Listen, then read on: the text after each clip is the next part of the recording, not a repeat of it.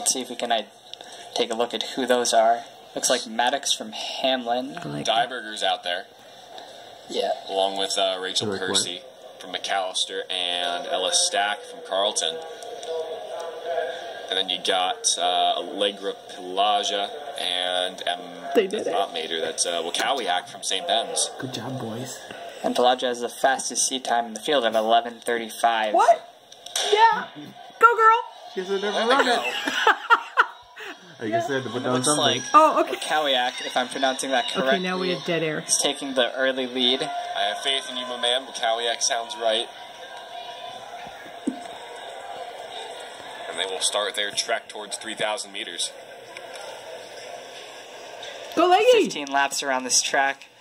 Especially running solo, this is probably the most mentally tough race that we're going to have tonight. The longest one by far. That's right. That's why it's right for her. So Go, Leggy. Like Pelagia, Wakawiak, and number 7, Stack, Go, out in the lead. You know Carrie's screaming right now. Maddox, Dieberger, and Percy in pursuit.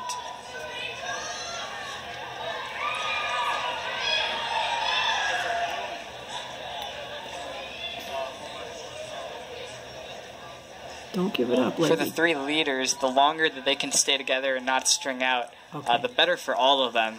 Good. It's really tough to maintain your pace and push through when you're running solo. I believe there's a better for all of them, better for all of us hidden in there as well. You know, it's funny, well, we're watching this race over winter break when you guys were back. I was sitting at the south door minding my own business, and I was actually stumbled across highlights from, I believe it was the 2012 Olympics 10,000 and 5,000 meter race when Mo Farah captured both of those for Great Britain, and Betsy and Margaret came walking down the hall and heard it and asked me which race I was watching, to which I replied with those answers. They're like, oh, that was a great race. Do you watch these a lot? I mean, and I go, well, you know, I just kind of watch what I watch. It's nothing like I plan out. I just go on YouTube, and whatever I can find, I put down there, whether it's basketball or football or if it's track and field. And they answered me with one statement saying I should watch Matthew Centrowitz's winning mile at, I believe, the 2016 Olympics in Rio. And so naturally I did, so I don't like to disappoint, and it was a very fine race by the American in that regard. Yeah, I watched that race live, and I think that was honestly the most inspiring race I've ever seen live. But back to this race, it looks like you gotta kill time somehow. No doubt in 2 heats of 3K. It looked like they came through right around 6 flat pace. Looks like the leaders were around 130 through that first 400, as they'll be coming around for the 800 meter mark. 6 flat pace is good, right? Looks like it's number 6. So Wakawiak So that would be 12 minutes. Right around 3:02, so faltering a little bit off that early pace, but still looking like she'll throw down something sub 12 today. Seated at 11:37.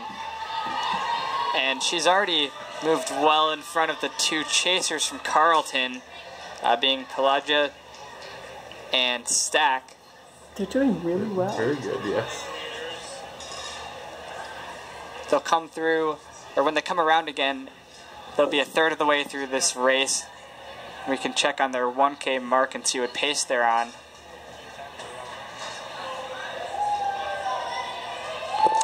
15. And here's Wakawiak, about 3:47 or so, followed by Stack and Pelagia. It looks like that's right around 11:25 pace or so. So if she can hold on to this running solo, she'll set a new personal best. Yeah, her seed was 11:37. She's having a good race. She doesn't look like she's gonna fade. She looks good. She does. Okay, Carlton, Of course. Go, sis. Go, sis. There's always the danger of going too early in a race like this. So hopefully Wakawiak knows how she's feeling, because there's a lot of real estate for one of those 2 Carleton runners to make up that gap. Yeah, there is. Looks like she's content with the pace she's at. Yeah, Very she does. smooth. She looks great. Let's see if they're in the real estate today. It looks like for a top 40 mark in the mic, you're going to have to break 11:30. Definitely a tough event to qualify for, as it's fairly similar to the 3200 a lot of these runners run in high school, and a lot of runners like to opt for the familiar distance. And of course the indoor 5K is even tougher than this 25 laps.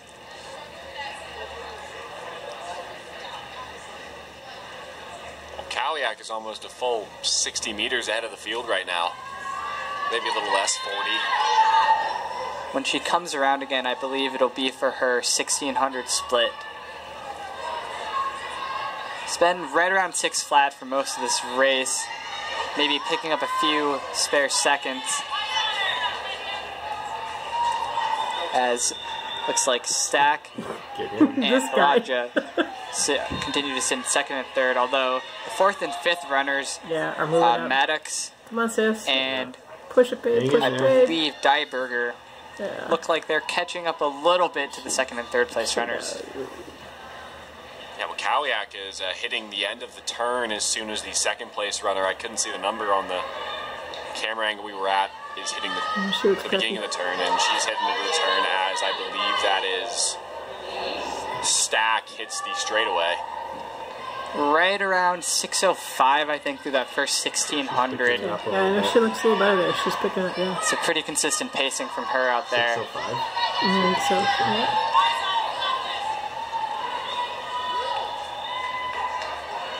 I mean, she's building her lead still, even through however many laps it's been. Lost track. He needs a clicker. Home stretch right now, and I'm not sure anybody else has gotten through the curve yet.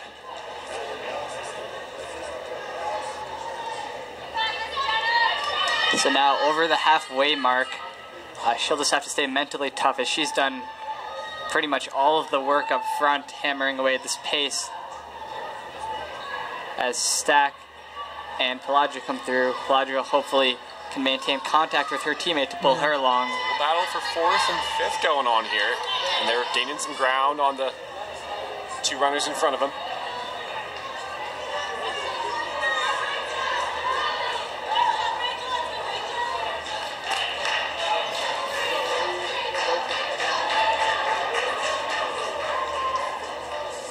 Kaliak is already halfway down the straightaway as Stack starts going into the turn on the opposite end of the field house. And she's peppy. I believe that was her 2K mark, right around 7:40 or so. So still looking like she's on pace for right around an 11:30. I believe she's actually picked it up since her 1600 split. 5 laps to go for her. Job, sis. She looks like she's relaxing into it. Like Pelagia may have made up a couple meters on her teammate Stack. Yeah. Second and third. You just got to give her another 5 miles. She'll be up there. And it looks Or like 20. the Hamlin runner Maddox has maybe broken Dieberger a little bit, as Dieberger concedes a few meters, followed by Percy.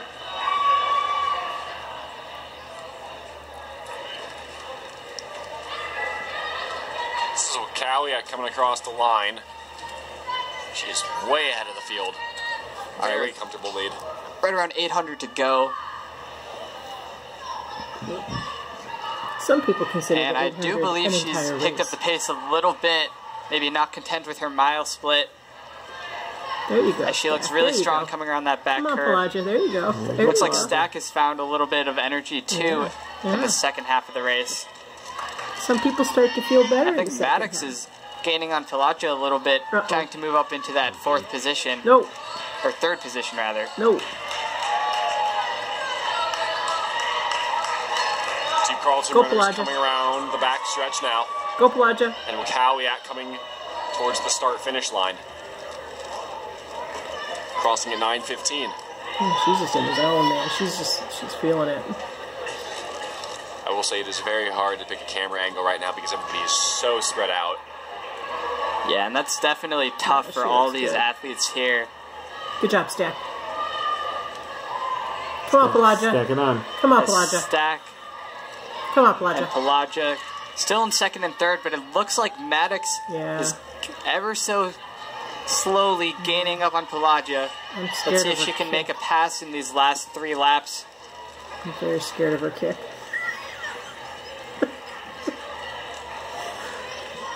Kawiak coming through again. It seems like every 30 to 40 seconds or so we say her name. And looks like 10:03 with 400 meters to go. Let's see if she can rally for a kick, possibly break into that sub 11:30 range, placing her on the MAIAC top 40 leaderboard.